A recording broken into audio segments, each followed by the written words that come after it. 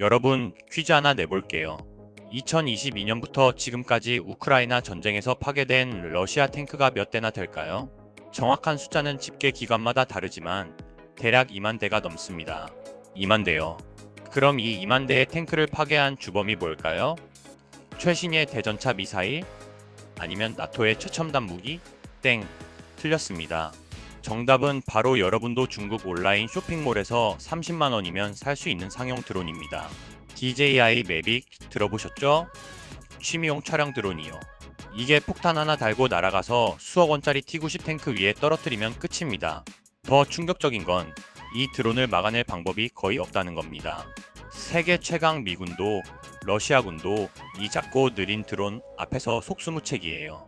어떻게 이런 일이 벌어진 걸까요? 사실 이 드론 문제는 단순히 우크라이나만의 문제가 아닙니다. 지금 전 세계가 주목하는 곳, 바로 대만 해협에서도 똑같은 시나리오가 펼쳐질 가능성이 큽니다. 중국이 대만을 침공한다면 어떻게 될까요?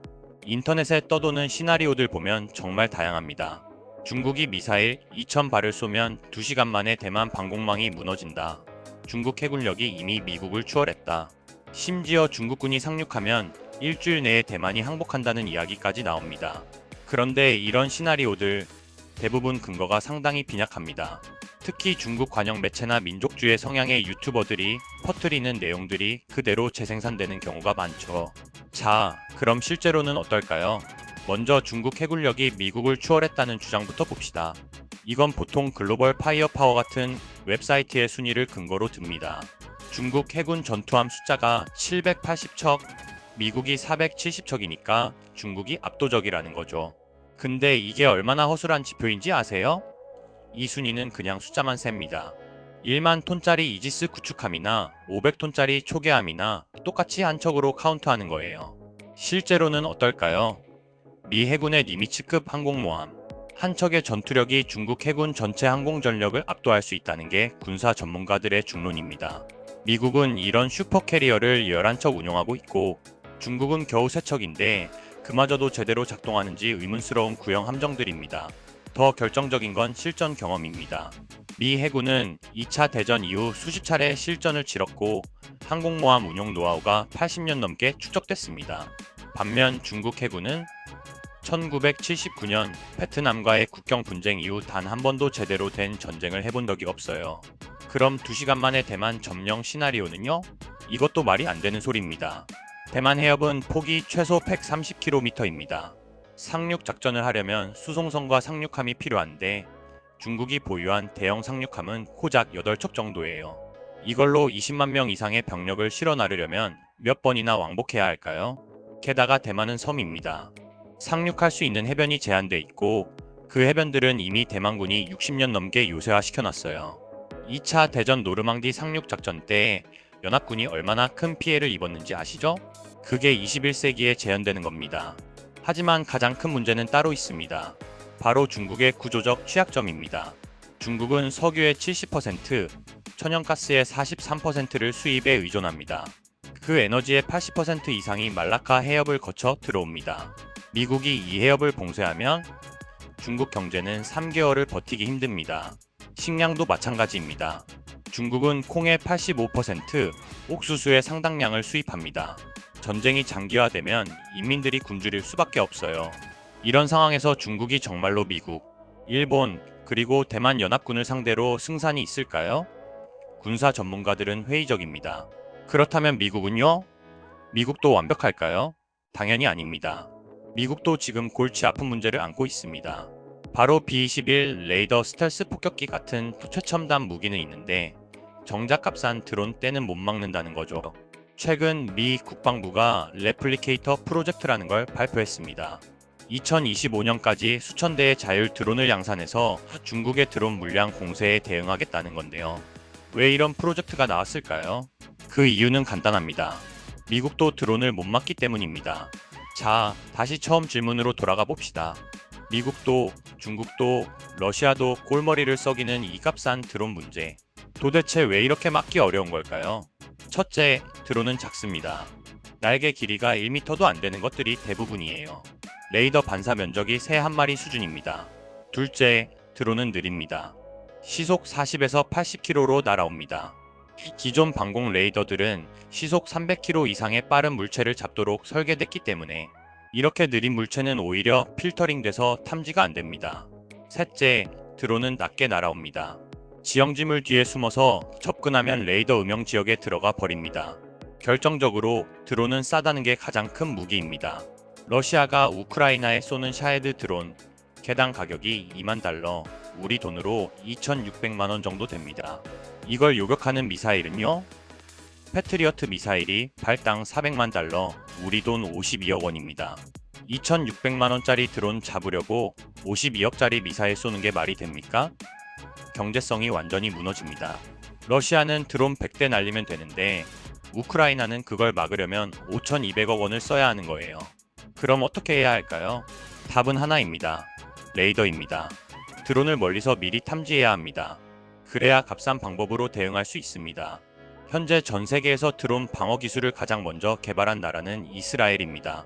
이스라엘은 하마스와 수십 년간 싸우면서 아이언돔 같은 방공 시스템을 만들었고 최근에는 소형 드론 탐지 레이더도 개발했습니다.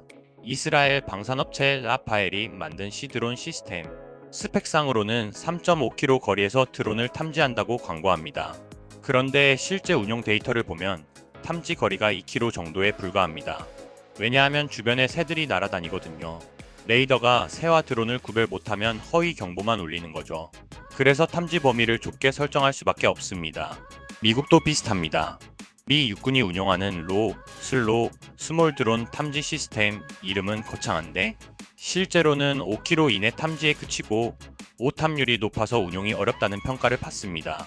그런데 2023년 한 나라가 전혀 새로운 방식의 드론 탐지 레이더를 공개합니다. 바로 한국입니다. 한국의 하나 시스템이 개발한 적어도 소형 드론 탐지 레이더.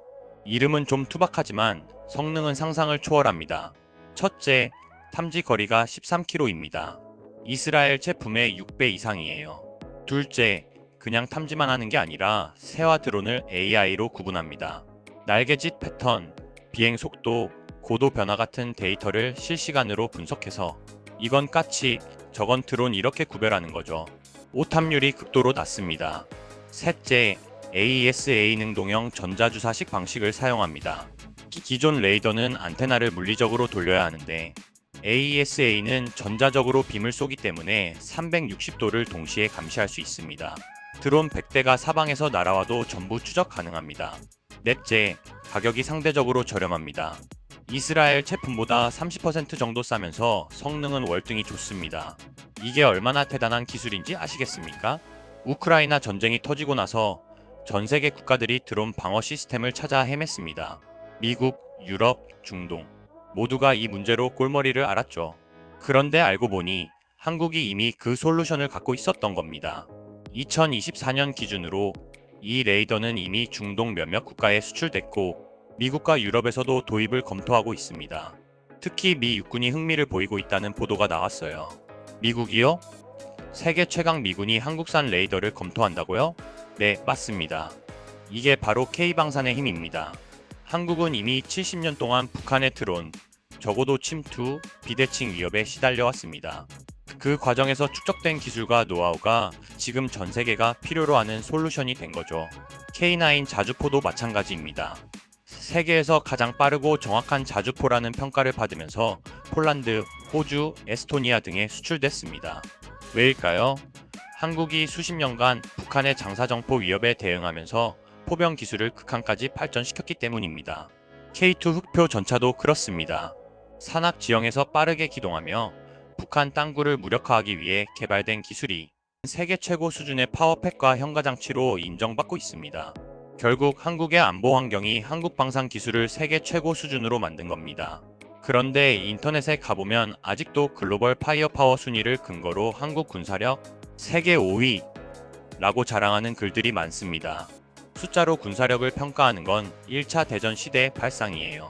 지금은 질적 우위, 기술 격차, 실전 경험, 동맹 네트워크 이런 것들이 훨씬 중요합니다. 한국의 진짜 과제는 북한입니다. 북한은 핵무기를 갖고 있고 화생방 무기를 보유했으며 240 방사포 같은 대량살상 재래식 무기를 서울 근처에 배치해놨습니다. 이런 비대칭 전력에 어떻게 대응할 것인가가 우리의 실질적 안보 과제입니다. 그 과제를 풀기 위해 개발한 기술들이 아이러니하게도 지금 전 세계가 마주한 드론 전쟁 시대의 해법이 되고 있습니다. 값싼 중국제 드론 하나가 수억 원짜리 탱크를 파괴하는 시대, 그 드론을 막을 수 있는 레이더를 한국이 만들었다는 사실, 이게 바로 70년 동안 안보 위협 속에서 살아온 대한민국이 세계에 내놓는 답입니다.